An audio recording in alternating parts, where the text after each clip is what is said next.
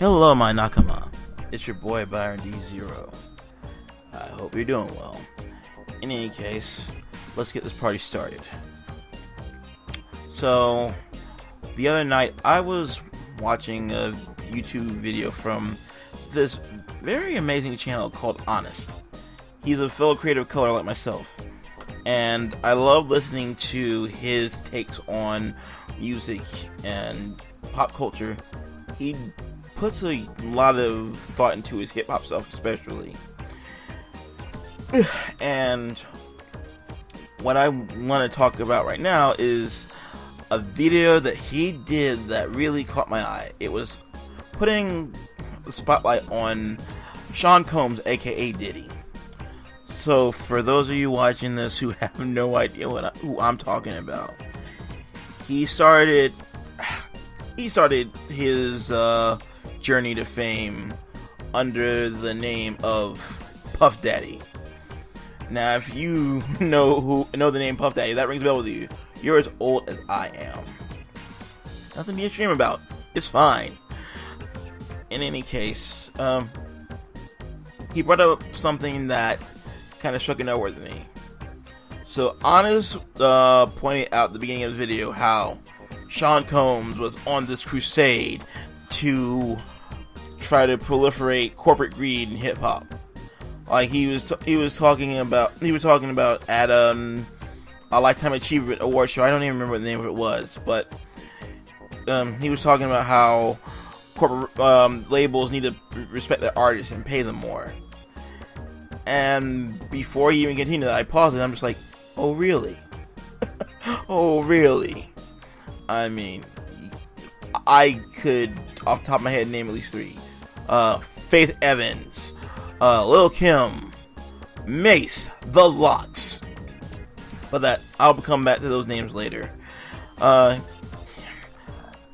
Diddy has become very notorious for the mistreatment of his talent.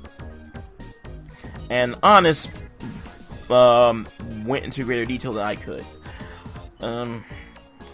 You know, if they don't end up dying because of like BS from this image they're trying to pursue, or to convey, like one of the greats, Christopher Wallace, aka Biggie Smalls,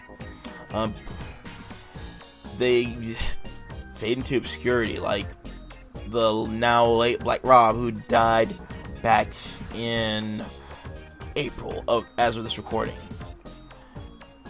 And it was a hard one to deal with. He didn't have a ton of hits, but I definitely remember when Woe came out, and this is when I was still in my infancy as a hip hop fan. I remember just bobbing my head to it and just having fun with it, and that was like the caliber of talent that Diddy was putting out. But after a while, I started, like in my mid-30s, I started calling him the real fame monster, because like after a while he'll promote his acts wherever they stem from, and if they don't die, they'll end up just not existing in the bad boy cocoon. And nobody really wants to talk about it, apparently, except for Honest. And he listed a few names. Big one that comes to mind is Faith Evans, for a long time, who was known as the First Lady of Bad Boy. She was Biggie's wife. There was a lot of controversy going on with his and her relationship.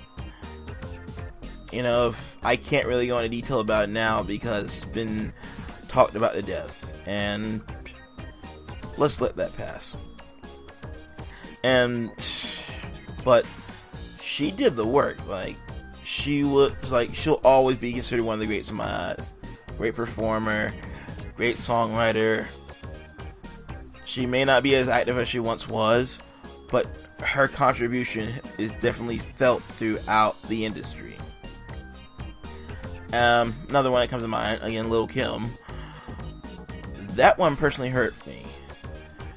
A lot of her downfall, at least in my opinion, what came from image issues. Like, she got caught up in trying to convey this whole identity of being the baddest, and for all intents and purposes, she was doing that, and good on her. But it did a number on her self-esteem, and after a while, after seeing what former exes who were cheating on her were going after, she felt that she needed to change her features in order to feel more beautiful, because a lot of these dudes were leaving her for white women, and I can't say anything about that one way or another. But I always thought she was beautiful as she was, and I wish the world wasn't so ugly that it would drive someone to do something so drastic just to have a moment of self-acceptance. Well, that's kind of the world we live in. And another one that's really important to me, Pastor Mason Beckford, aka Mace. Now, this guy, in his heyday, he was geared up to be one of the greats. He was a dope lyricist. He had a charisma on stage that just could not be replicated by anyone at the time. And I genuinely got a kick out of any track or any performance that he was in. Great dancer. He had a $1,000 smile, and he was that dude. Eventually he got tired of all Diddy's nonsense and literally went with God. He became a youth pastor. He came back for a bit. I love his return to the game. He was a different man. He was going more for positivity, but when push came to shove, he and Diddy still had their differences, and he just didn't want to deal with it anymore. This is the one where I have the most information on, because Diddy had kind of did him dirty with paying him royalties for rights that he was trying to buy back. That Mace was trying to buy back from Diddy. If you want a more articulate detail, watch Honest's video. But what Mace sold to Diddy was he paid several thousand. Mace got several $1,000s, and then Diddy was just, whenever Mace wanted those rights back, he was just like, yeah, you gotta pay me $2+ million. And I don't know what y'all think, but I think that's a massive dick move. Anyone who knows me personally knows that I'm all about fuck you, pay me. And that ain't what's going on here. Not cool, Sean. Not cool. I guess a bit of an honorable mention can go towards the two more prominent girl groups that came out of Diddy's many musical experiments, Dream and Danity Kane. I can't really say too much about it because Dream was a guilty pleasure, but I didn't really have much of a feeling for them aside that I thought that they were cute. And I'm sorry that I was a much different person, so definitely not a pattern I follow now. And then you have Danity Kane, which I didn't realize they had more than one song. I listened to Showstopper. I was like, okay, not for me, but do you, girls. Apparently they had several hits, and that's cool. Again, Honest does a much better job describing this than I can. And here's the big hot button topic that I want to talk about in this episode. Who remembers the Locks? I'm sure not many of you do, but they have my dudes Styles P, Jada Kiss, and Sheik. When Notorious passed, these cats were like, they were like, at least in my mind, the front runners of Bad Boy. They had to carry the torch.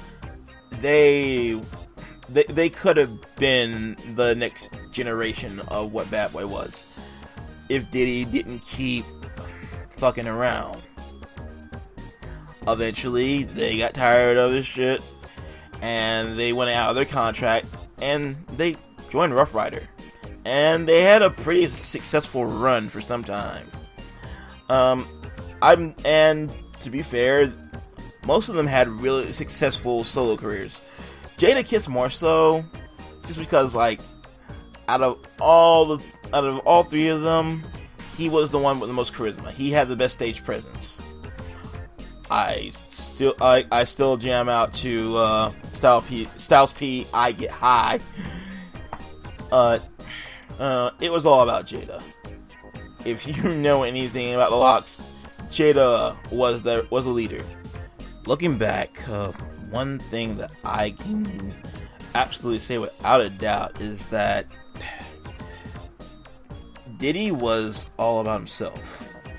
It bled over into it still does bleed over into every relationship that he's in.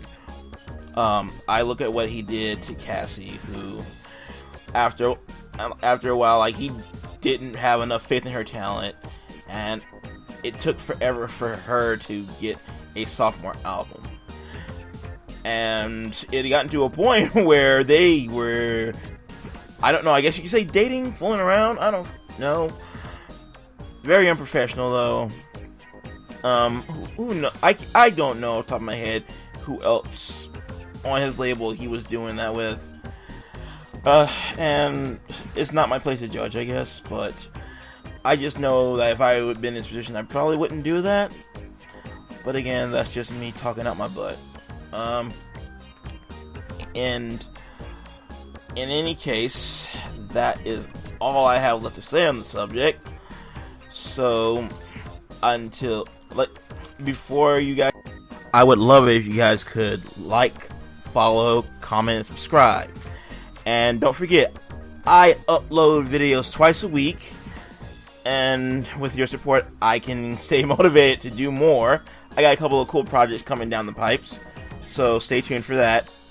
And until next time, it's your boy Byron D0 saying, Ja Matana.